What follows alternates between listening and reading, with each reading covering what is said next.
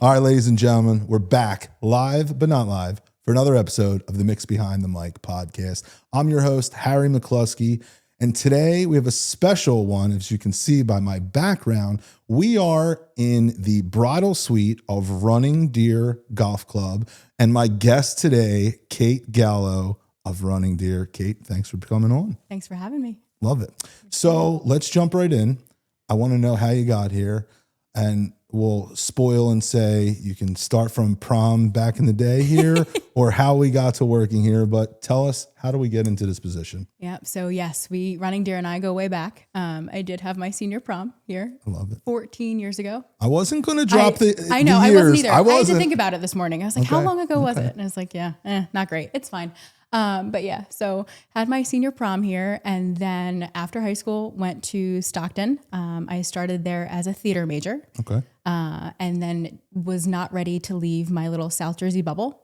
So kind of figured that acting probably wasn't going to be it for me. So then went to Wilmington University, got a blanket business degree. Wedding planning had always been something I was interested in, but never really knew how to break into it. Fair. So I went on a couple interviews with some wedding planning, firms and some venues, and they all wanted experience, which I get. So that didn't really work out. But after, getting those no's, I went and worked at a gym. I did their marketing for a little bit. Very random. Okay. And then the listing came across my desk for the private events coordinator position. And almost 9 years later, here we are. Boom. I love it. 9 years you've been here. Mm-hmm. Okay. So 9 years, same position since you've been here, yeah? No. So I started out as the private events coordinator and then private events manager. And then now I am the private events director. Okay. So I worked my way up a little bit. So take us through a normal day for you. Doing tours, what do you love about it?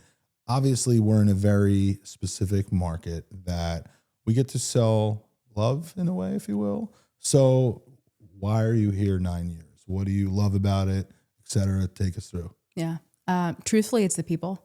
It's the relationships I build with everybody that comes through the door. I joke with my couples that, on their wedding day, it's their graduation day. I've seen them from the initial tour, through the planning process, on the wedding day, through the craziness, right. And, the stress of it all. Sure. But it's the relationships that you cultivate with people that really keeps me coming back. I think people underestimate how stressful the business is, but how rewarding it is at the same exact time. I love to say this often on the pod that sometimes people look at us, no matter if you're a vendor, a venue, DJ, photo, video, whatever the vendors of, but the couples look at you with this glow at the end, like you are a rock star. And like, there's just something that pre-pod, I would never say that out loud, if you will, because I don't want to sound like cocky or boasting, but like there's something amazing about that. Well, it's important to you have to have trust in the people that you're planning this with. So true. Yeah. You've never done this before. This is your first time, typically. Most of them. Most of them. So, you have to trust the people that you're surrounding yourself with to be able to execute the day. Yeah. And that's literally the hardest part is, where do you start? How do you trust these people? Would you say there's anything as far as like specifics that you try to land the plane with couples when they come in, or here's a simple $1 million question, and here's the selfish plug for Running Deer. Why Running Deer? We can talk about all day long how beautiful the space is, Sure. how versatile the space is. You come in here, you can really do whatever you want. I mean, we had multiple options to have the pod today. Right, so, right. Like, so you have those options, but the ballroom is a versatile space that whatever the color scheme, whatever the theme, whatever the vibe, like it tends to lend nicely to it. And, same for the ceremony sites. You have two options, one traditional, one a little bit more rustic. So there's lots of options. But I would be remiss if I didn't mention the one thing that I think really sets us apart, and that's our staff. I love that. From the moment I started here 9 years ago up until today, like this staff I have to give them their flowers. It's so difficult because when you're in it every single day, it gets mundane. You're doing the same things every weekend. This staff really, truly cares. And they have been able to understand that while they do it every day, this couple that's coming in, this is their one and only shot. Yeah. And that's a big responsibility. And I'm talking from the top down. The managerial team, our wedding team, our banquet servers, everybody cares. All right, so let's go here for a second. Very happy that we're a preferred vendor here at the Running Deer, and we're now in all 5 of Ron Jaworski's wedding venues. But just to piggyback off of exactly what you said, who did I meet today that I have the pleasure of meeting? Sean Davidson. Davidson? Davidson. All right, so shout out to Sean Davidson. And here's a perfect plug for Running Deer. I've never met this guy. He comes up super high energy and just introduces himself, and vibes is everything to me in this business. And I say this with every single client. And I literally had a 5-second conversation with this guy, and I would want to hang out with him because he just seems like he has that energy and vibe. Yeah. So kudos to you. And that's just my perfect example of just getting to see it firsthand here. Yeah. So here's a fun one. Question number 3. What's something couples don't always think about when choosing a venue? Does anything pop out at you for that? Maybe not directly answering the question, but something I wish that people would consider a little bit more are dates and being flexible with dates, especially now. I mean, depending on how you're planning, how far out you're planning. But if you're stuck on that fall Saturday, chances are, and we're planning within a short window, it's not going to be available. So I hate to see people miss out on the opportunity of hosting a wedding at their specific spot that they'd really love to get married just because of dates. I'm doing this 20 years. I've had multiple conversations, sit down guests like yourself, and I don't think I know this answer. What percentage ballpark would you say couples come in with a specific date in mind? Is it more than 50%? I don't think so. 40, maybe, but it's enough that I see it. Sure. Yeah. You know, I'm only asking it because I'm engaged. Anyone that loves to talk about this part of it, because I've been engaged for a couple of years. But when we sit down and plan it, our anniversary is in May. Our anniversary, if I could change anything, actually now I'll say this, is always, our anniversary is May 11th. And it's always Mother's Day weekend. So she makes a comment now that we have a kid and she's a mom and our moms, and she's always just to let you know, at no point in time am I it needs to be May 11th or near May 11th. And I'm not just saying that because of Mother's Day thing, but being in the business and knowing the scene, I would think immediately fall to, and I'm a big guy. So me, suits in the May to August is not happening. But me personally, that's why I think everyone does get married in the fall. And 18 years ago, early in my career, I was doing a ton of weddings in July and August, and now that's much slower. And now September and October, obviously that much more crazier. But yeah, I don't know why, like I said, I don't think I ever really thought of people coming in the dates. And here's another side tip. I know you have something going on right now, or there's 10 dates in 26 that you guys are trying to, sell out. So that makes sense too. I also feel it's so strange. I got 2 calls on the way here, both from Google. So that's amazing, which doesn't happen often. And one was for July 5th and one was for August 7th. So I don't understand how people are still booking things. Not to mention, not just DJ photo video, they had nothing yet. And their wedding's 12 weeks away. So that's kind of crazy to me. But being in the position you're in, are you seeing less and less shorter bookings than a couple years ago? And I say everything with BC before COVID. Since COVID, it's definitely gotten shorter, I think. And I mean, don't get me wrong, I still have couples that book 2 years out full, and them couples generally know of us, have been to a wedding that we've done, et cetera, and they've done their homework. But I'm baffled at the amount of weddings I've booked in 26 for 26. Yeah. So it's a little crazy. Would you agree that it's shorter? Yes and no. Okay. I think that I would say 50-50. For us, I think, I'm seeing a lot more people planning further ahead. And is that because of the current economy and, people are a little nervous and need to, wait a little longer to have the wedding of their dreams. And then on the other side of the spectrum, I'm seeing, okay, let's get married in 6 months. So there's no like rhyme or reason, I don't feel at this moment. From my standings, it's so baffling to me. One day in March, we booked a wedding for June of 2026 and June of 2028 in the same day. Right. So it's like I want these people to meet each other. Like how does that happen? It's just kind of crazy to me. Yeah. And in this current climate, it's not unusual. Right. I think I have also noticed that the people that are booking further out, they're not necessarily in a rush. So I'm having tours and meeting people in January that have just resurfaced now almost at the beginning of May, which before I never had. It was usual, like, you tour someone, you have 2-3 weeks for them to make a decision. And then they're like, okay, yes or no. That's very interesting too, only because January is my biggest booking month of the year. For 5 straight years, it's by far the most weddings we book in the month. And this was my worst January in 5 years. And I was like, what is going on?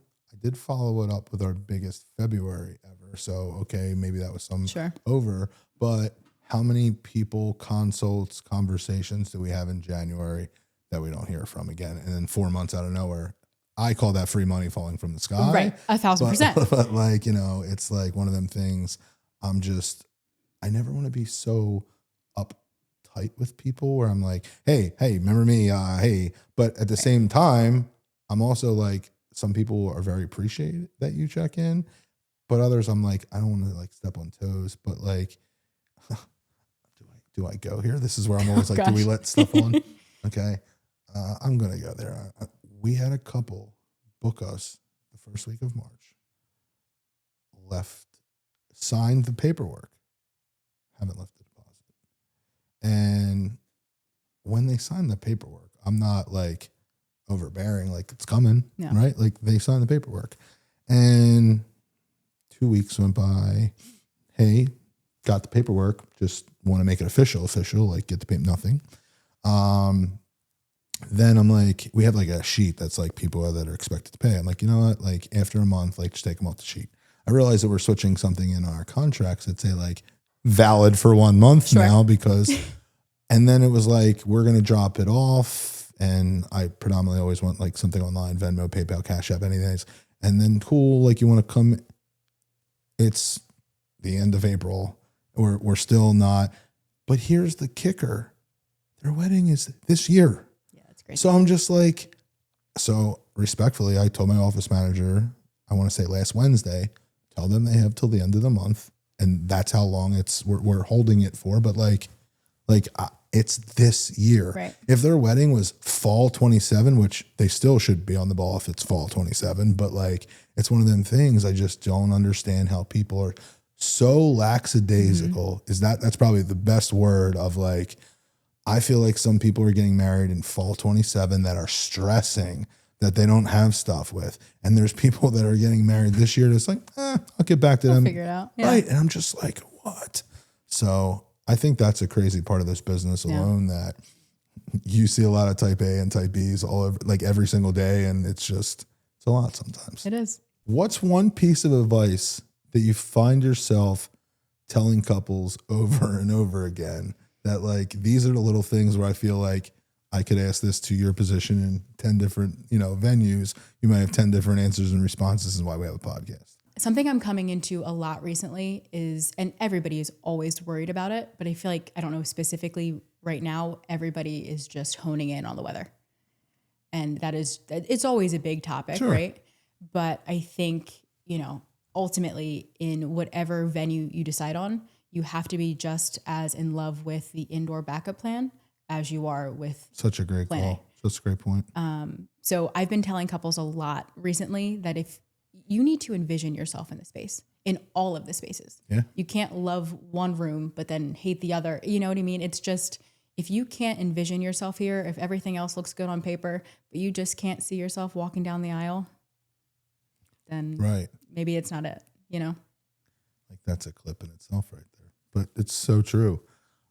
I say this about a lot of venues where some places have magnificent outdoor spaces, but their backup is terrible and they might not have good lighting or something inside the room, and people never even consider it, and it rains often. Like, you know what I mean? Like, and that's the thing. And I feel like people are, it's like, it's not going to happen to me.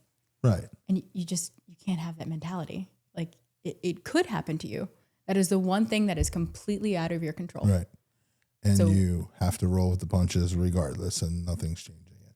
Right. I talk about this when we talk about destination weddings a lot, because like you're going to another country on a beach somewhere, and you have to know that it's just a chance. Like your entire dream and vision is this outside thing, and it's monsoon. Like there's nothing you can do about it. But it's a great point. Yeah. And again, when I think of this space and this whatnot, again, the first thing that comes to my mind is the lighting and the windows, if you will. So you obviously have a good backup plan. For your venue outdoors, is it split as far as, do you have more on the one space versus the other? I think a lot of our fall weddings will take place in the timbers. It's just, that's kind of, especially in the fall, the leaves are changing. Sure. You know, that's more the vibe. A lot of our spring, summer weddings are over at the It's the pergola. opposite. Yeah. Makes sense. Yeah. Both spaces are awesome. And it's nice too, because you can utilize both spaces if you'd like, because you can go take photos in either one. Right. You know, so you really have access to the entire property. And that's something that I don't talk about enough, I guess, because some venues have multiple weddings in one day. And this is obviously like, you're here, you have the whole show, right? So it's a great point. The anxiety of a double wedding day. Nope. Absolutely not. Yeah. Wouldn't do it. Let's talk a little bit more about running deer. What are couples loving here when they come here? And I know for myself, but I want to hear what you're going to say. Yeah. Right when couples first walk in the space, you walk through the foyer and then you're met with the windows. Those large cathedral ceilings, the windows in the back, lots of natural lighting. It's a really, really beautiful visual. You know, I don't think sometimes I'm on pods, and I've been doing these for years, and I notice things that stand out to me that I don't realize how I've been doing this so long. But there's something massive about high ceilings in a venue that just, I don't have the word for it, if you will, but it's just, there's a massive difference in everything, if you will. And like you just said, I just like the word cathedral, if you will. But like, there's something, the open concept of it when you walk in too, that it's just like boom right in front of you. It's just a wow factor to me, what I love about the space. I think the layout too is something that's pretty unique, where you have the ballroom, obviously, for the reception. Then you come out into the foyer. There's the lounge where the bar is, the tea room. If you're doing a buffet, that's where that's set. So you're not in one space all night. Right. And I think, you know, a lot of times you go to a venue and it's just, you're in that one space all night. You get cramped, you get, you know, a little uneasy. So it's nice to be able to just kind of, every room has its own little place. Each room has its own purpose. That's you know it. What I mean? And then you have the access to the back patio where there's a fire pit. We can do tall heaters or heat lamps. So it's nice to be able to move. What's your limits? What's your average weddings? How many people we have in here? Most weddings. That's a good topic. Just weddings in general. I think, you know, when I first started, we had, you know, the maxed out at 200, and now our average guest count is like 115. 125. Yeah. It's kind of crazy. I feel as though, I don't think it's theory. I think it's facts at this point. I'll be honest and say, I always want 200 plus at a wedding. Like on the DJ at heart side, if you will, like bigger is better, if you will. But, and I've may or may not have said this on the pod already, but I'm just looking at statistics. And if we bring up Gen Z, which we love to talk about, are changing the game. And I say, as a business owner who offers multiple services, that I wanted the 200 plus weddings, and it's just energy and vibes. However, on the flip side, now people are shaving 50-ish guests, but they're giving that 150, 125 more of an experience than the 200 did. And that also puts more money in my pocket, if I'm being honest. If Yep. we're talking about lighting and adding a sax or violin and other, enhancements, where that's something I'm noticing a lot more, that the guest counts have gone down, but they're making it more of an experience than they were before. Yep. And I'm here for that in so many ways. I love to talk about sax and violin a lot, but like we're doing them so much now where I hate doing them without them now. And it's just such a added bonus. It's nice too, because especially like with Running Deer, and I think all of the Jaworski properties, is that we don't have a guest count minimum. It's rather a food and beverage spend. Okay. That's huge. To speak to that, you can have 100 people here on a Saturday night in September, but you just add on additional food and beverage for the guests that are here. Right. And I think that speaks volumes to the couples coming in, because you don't necessarily want 150 people here on a Saturday night in September or for their wedding, specifically. So I think it's a great point. Yeah. I think I know a ton of venues that we're preferred at that have a 125 number. So for that difference of, like you just said, you can do 100, now you're not scrambling. Off topic real quick. There's a company, Keith, what is this place called? I want to get them on the pod. There's a company out there, and if you can tell me the name, Keith, I'm just rolling with this, but a company created of like, you don't have enough guests at your wedding. That's reach wild. out to us. Not a wedding crasher. We're going to get them on the pod, but they started this business where like, oh, you need 4 to 6 more people. It's crazy. But think about it on the, like, there's lots of different, I'm very interested to hear more about this, but like, think about it like date night, you're getting a dress on, you're literally going to a wedding, you're paying money ahead of time, whatever the couple wants per head, and you get to go. Like, there's so many thoughts about it, but like, I think the concept's so cool, but they only have a business because not everyone's as convenient as you guys are to have them minimum. So just a definitely different approach to weddings in 2026. That's awesome. I've also seen online where there's a Facebook group specifically for Running Deer, started by a couple brides. And, if somebody drops out last minute, they're reaching out to that Facebook group and they're saying, who wants to join? Who wants to come to a Running Deer wedding that had already had their wedding here? So I'm going to be blunt. You can tell me where we go with this, but like, I know there's pros and cons to some of these Facebook groups, and I'm in every single one of them. So I know we'll go there. But for what you just said, I think it's phenomenal for both aspects, past bride or future bride. Past bride, nostalgic. You and your man go and relive it. And, again, you're getting to experience another Running Deer wedding. But on the flip side, what if you're an anxious bride? And I mean, maybe there can be some cons to this of like, God forbid that night, but like, I feel like relieving some stress of, let's just use you for an example of, you crushed it. You can see the bride loves you and you guys vibe, and she takes that home with her tonight that she's like, oh my God, I'm in good hands or what. So like, I just think that's cool within itself.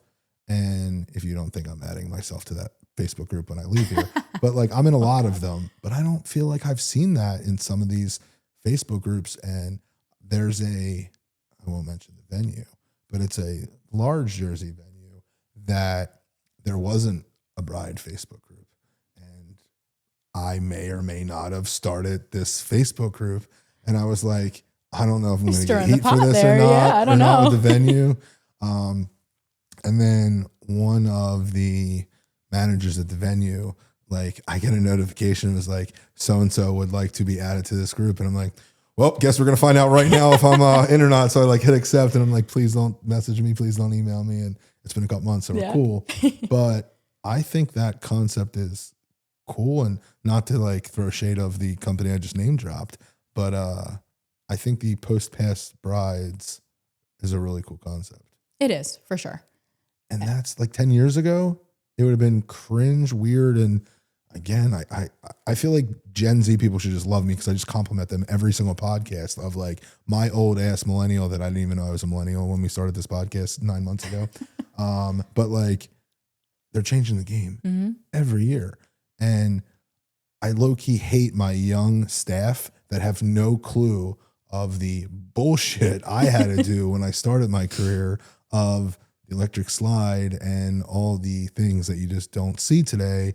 And by far, weddings are so much cooler than when you got in this business, if you will. And it's just COVID alone. Since COVID, there's just been so many things that have been changing. It's crazy in that short of a time period too. Everything is different. Yeah. 6 years feels like 15 in that aspect. Like I base everything, and my kid was 4 months old when COVID happened. So like I just pre and post me being a dad, and like, it's just, I live in two different worlds since COVID essentially. Let's go back to something we were talking about. I mentioned you have some wedding dates you still have open in 26, and I think it's pretty obvious that we'll say May, June, September, and October. May, September, and October. What's the next one besides them three? Was it June? June, I guess, yeah. Here's my question. As we're stalking your page and whatnot, doing some homework,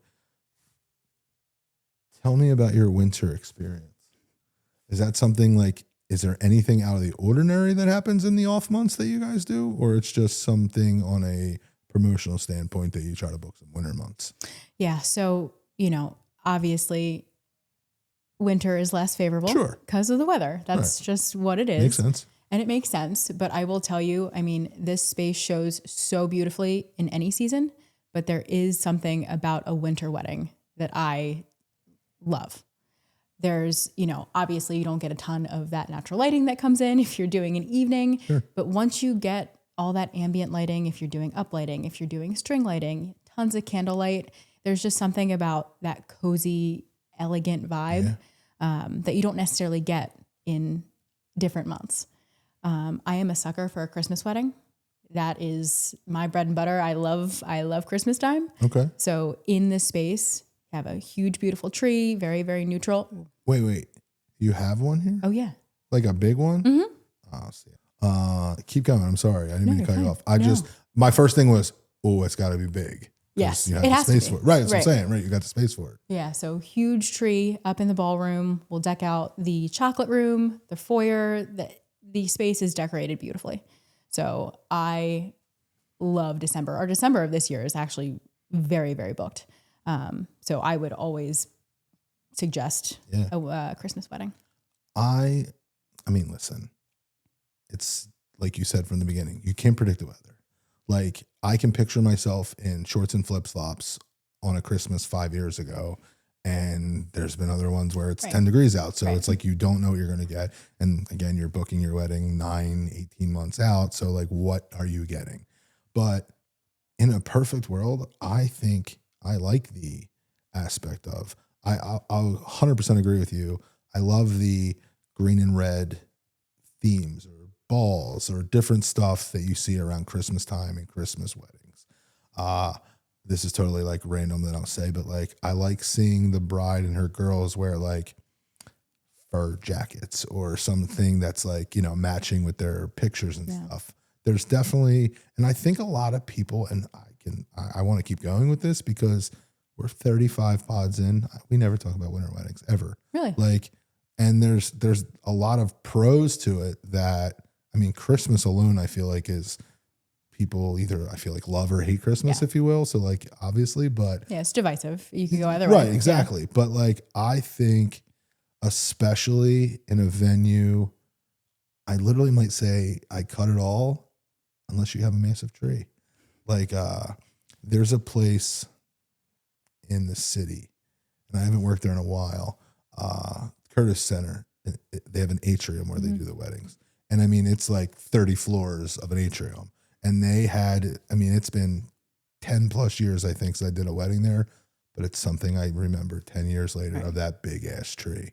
So I don't think it's for every venue, if you will, because if I walk into a venue and there's a 6-foot tree in the corner, like I'm not thinking twice about it, but I walk in here and again, that big space and there's a big boom tree. Like I think that's massive.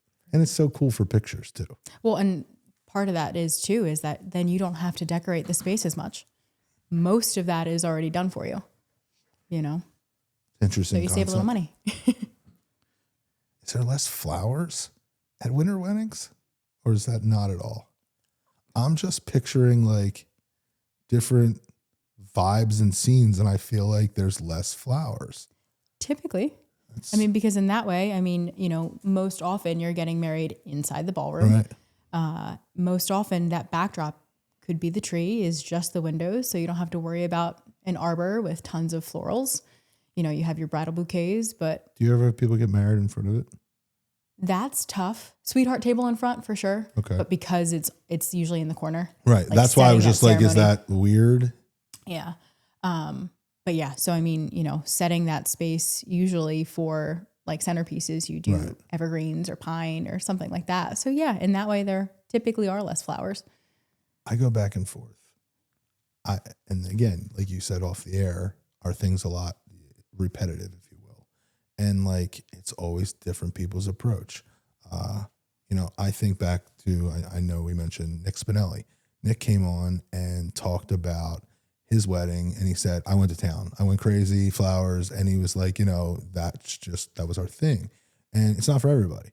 And for me, I feel like I'm so back and forth, where I like some weddings I walk in, I'm like, wow, this is epic. It is beautiful.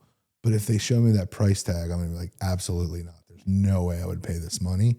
But then you flip it on maybe a winter wedding that has more evergreens and different stuff. Like, do you need to spend that money? And this goes back to the experience that you're spending that money maybe on the guest of add-ons, enhancements, extras. Right. I'm assuming that you guys have different add-ons or extras for any package that you guys have. So sure.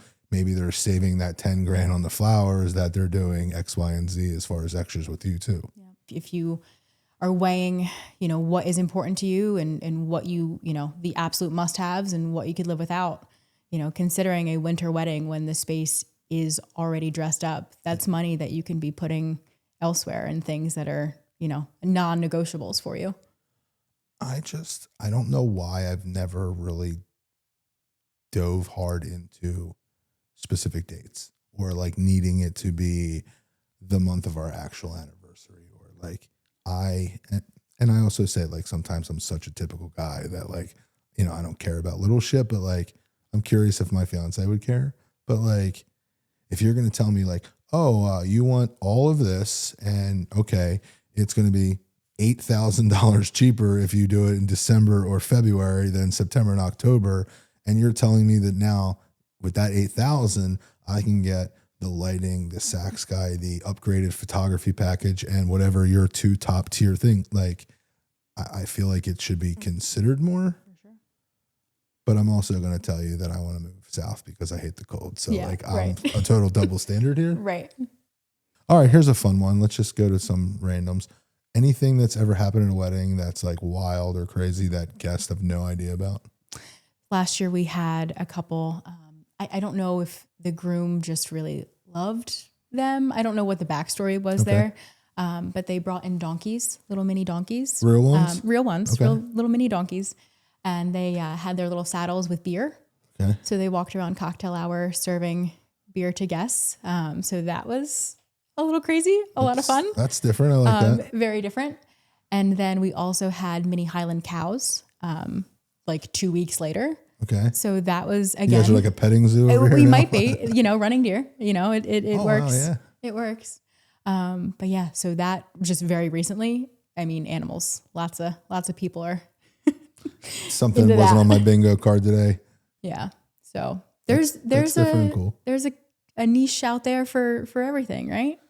Yeah. I mean, we've said it before. I've had a girl come in on a horse before. Never donkeys or cows, though. Yeah. Mm-hmm. Or in Pittsgrove, right? So you're like, nothing's off. Yeah. Yeah. It makes sense. I will tell you, most of our couples are not super local. So there are, you know, most everybody is traveling. This is almost a destination for people. That's interesting. When you say traveling, PA, North Jersey, like PA, North Jersey, Delaware. I feel like, I'm not going to lie, I don't even know where we are on a map. I know we're South fair. Jersey, right? So like, fair. Right. Like, I live in Cinnaminson. Are you familiar? Yeah. Okay. And like, to me, I'm like, there's no way I'm like, wow, I'm still an hour. I'm like, okay. I didn't think it was that far.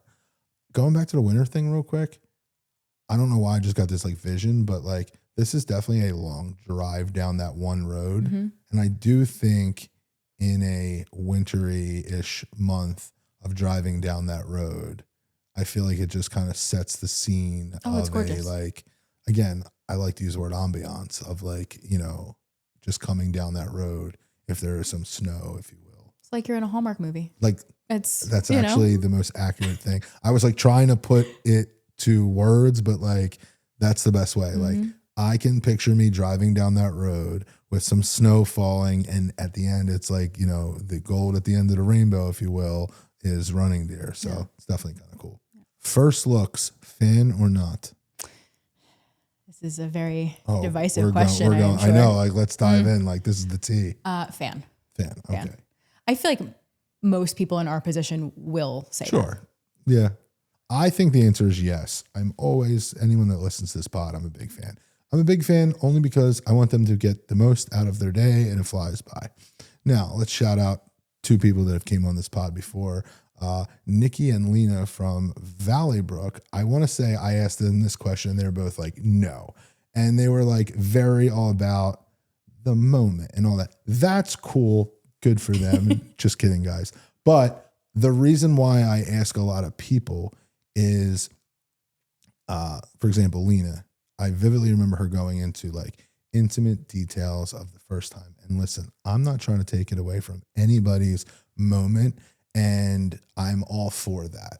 But I'm curious. I don't remember how long she might have been in the business before she got married, but my biggest thing is people always talk about how quick it's over, how much it flies, and the amount of time that you have to take to say hello and thank you to guests, that they just lose that moment where like, I find myself wanting to punch Uncle Steve in the face because I've noticed they've been talking to them for 12 minutes and they haven't been on the dance floor yet. And they're almost done going around to all the tables.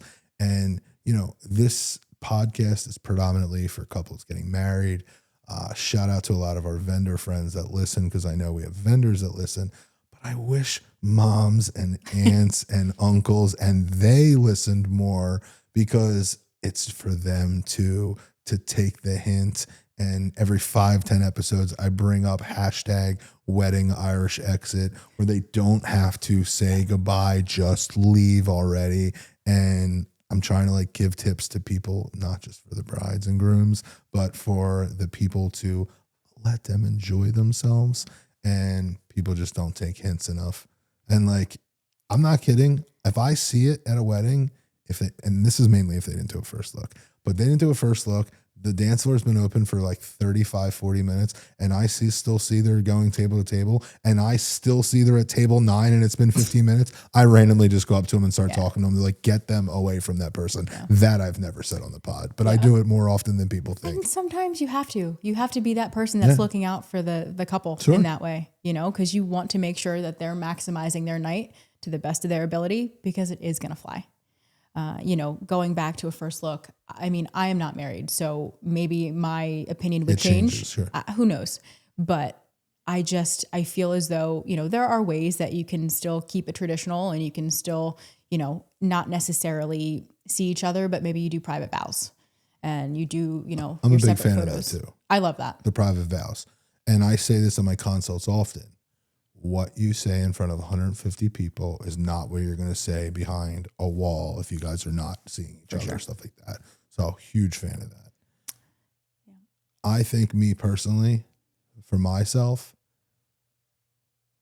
I know that I would be, and it's funny, I'm going to call myself out because I love attention. I love a microphone. You'd think I'd be supernatural, and I feel like I would be a blubbering mess. So I feel like when it's me, I feel like in front of everybody will be like, basic bitch, I love you. And like, I will like, because here's the thing. I know in that moment, I won't say anything that'll choke me up, where I'm just going to lose it, where I'd rather do that privately. Right. And again, going back to the intimate part, I don't think people, a lot of times when I break this down, it's actually one of my favorite things couples say in a consult is like, wow, we've never thought of it in that aspect. I've talked to multiple people about it. I love when they tell me they talked to multiple photographers about it and then they didn't know this. Right. But it's the little things.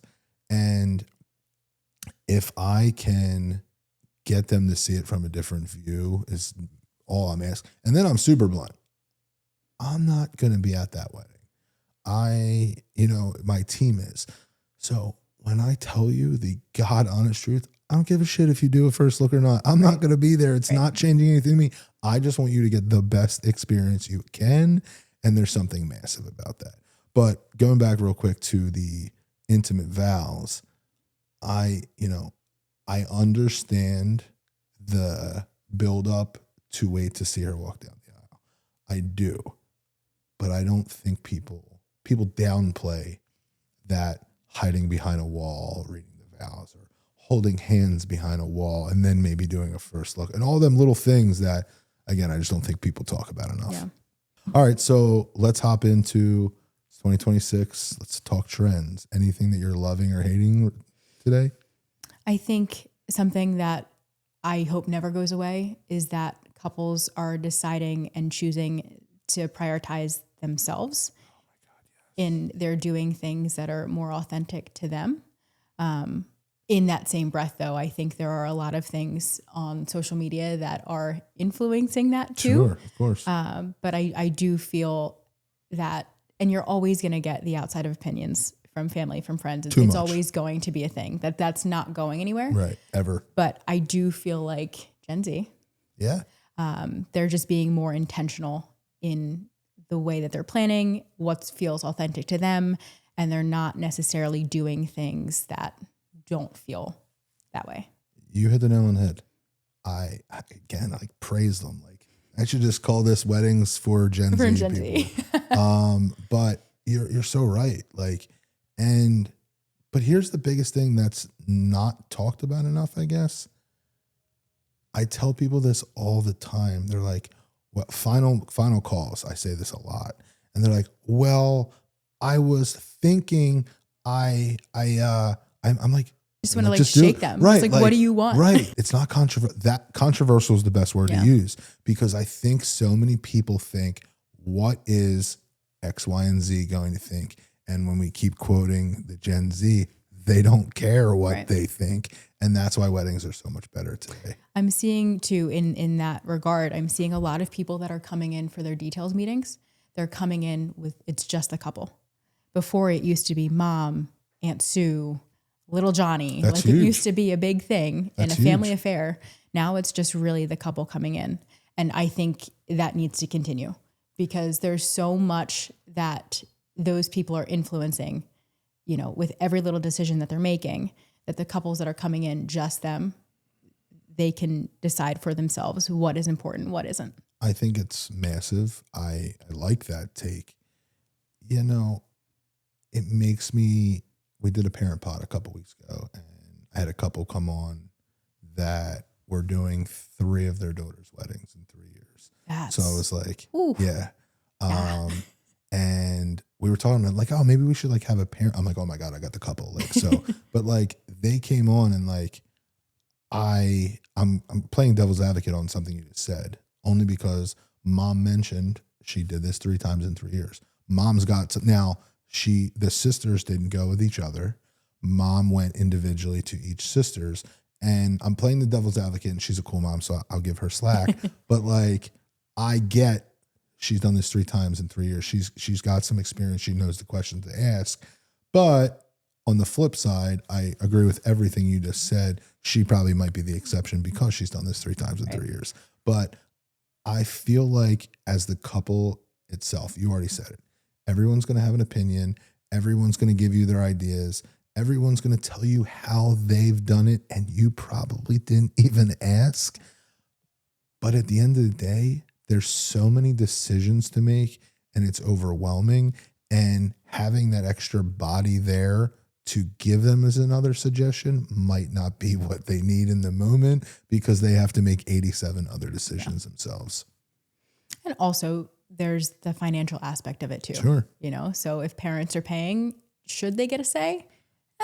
So, so we had a video from a clip from theirs kind of go off a little bit on social media, and it was exactly that.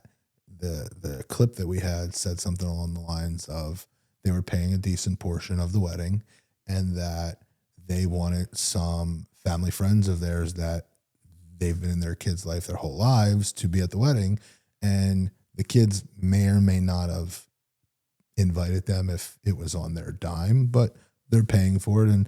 And the comments exploded where, how dare you say who can come? And others are like, well, you're forking the bill. You guys should be able to invite a couple people. And it was definitely a controversial take, if you will. But for me, simply, I'll give you my opinion of if they're forking a lot of the bill, like they want table 7 to be their people, more power to you. But, I just think it comes down to how much of a handle they have on it. If they got a piece of the pie, obviously, I think they should have some sort of, influence. Sure. But I still think, even though she was at these meetings, I still think that meeting that you're referring to doesn't mean she gets to say just because they're putting a piece of it in. So, but this perfect example conversation is why I want the pod to succeed, which is maybe this is just something we need a little bit more of, mom and brides or grooms to sit down and talk it out and hear us talk. You know what I mean? And I also think that people think that they're so alone. So alone is probably not what I mean. Like every mom and daughter are probably having this fight. Every groom and parent, you know what I mean? Like this is super often. I love when couples come in, and I'll be super blunt and say, like, as a business owner and sales guy, I love when they tell me the truth, like mom and dad's paying. Like I like knowing that from the jump. So please always tell me this. But do we ever see people that tour here or get married here come back and be members? Do we do anything that gets them to come back after they're getting married? So I always, like I'd mentioned, like it's graduation day. So as they come back, as they pick up their stuff, as I send them off into their lives together, I will always tell them, please come back, hang out in the tavern, drinks on me, like let's hang out. It's nice too that we do have a lot of house events that we have throughout the year: Easter, Mother's Day, Valentine's Day. And nothing makes me happier than to go through the list of people and see, oh, they got married last year. They got married in 2018. Like that's just, and going back to the initial conversation of cultivating relationships, that's everything to me. Huge. Are your events open? None of them are private or public? So we are open to the public. Okay, so it is public. Yep. So, okay, you kind of answered the question. I was going to say, they didn't necessarily have to get married here to come to said events, but I think it's a massive perk to, again, it goes back to what we were saying as far as like getting a ticket or, paying a meal to come to another wedding just to get the chance to come back. Right. But I think for any couple, it's got to be nostalgic to go back to where they got married. So whether it's Mother's Day brunch or another event that you have going on throughout the year, and it's got to be cool for you that it's a pat on the back that, not only you, but your team and the venue itself obviously is important to them to make it come back and return to. Exactly. So that's super cool. Yeah. And even, with that, if somebody is having a baby and they're coming back, this is where their life started. Yeah. And now we're, just continuing on, and it's just really special. Yeah. I'll date myself here, but like, it's wild to me when I see people that have gotten married 15 plus years ago. I'm friends with them on social media, and I've literally watched their kids grow up online. Like it's just weird and wild, but I wouldn't want it any other way. I think it's so cool. And again, going back to like that rock star mentality I mentioned, there's something that like in some weird way we're connected forever. Yeah. And like we are one of their core memories of one of the biggest days of their life. And there's nothing like hearing it wouldn't have been the same without Kate kind of thing. You know what I mean? It's like massive. All right. So, listen, before we end this, I have to shout out, obviously, the Jaworski crew. We now had Ramblewood on. We had Valley Brook on. We're sitting in the bridal suite of Running Deer Golf Club. I mean, I feel like I guess we're gonna have to do a couple more, but I'd be lying if I didn't say I want to have Jaws, Ron Jaworski on himself next. And Jaws, we're calling you out. We want to get you and the missus on to talk about 5 venues all over New Jersey and one in PA. Mm-hmm. And, you know, we're just excited to get to talk wedding venues with phenomenal sidekicks as guests. So thanks for coming on. Thanks for having me. Final thoughts. I feel like we did good. I feel like we covered a lot, and, you know, excited to sit down and chop it up with you, Kate. Yeah. Thanks for coming on our show. Thanks for welcoming us into your house down here. We can say we've never done a show in a bridal suite, and it was really cool. Thanks for coming on. Thanks for having me. We'll and see. I think Ron might be upstairs, so we could go grab him maybe. Well, if you don't think I'm like literally going to cut this right now to go upstairs, and but that's awesome. On that note, we're out of here, guys. We are the Mix Behind the Mic. We'll see you next time. Later.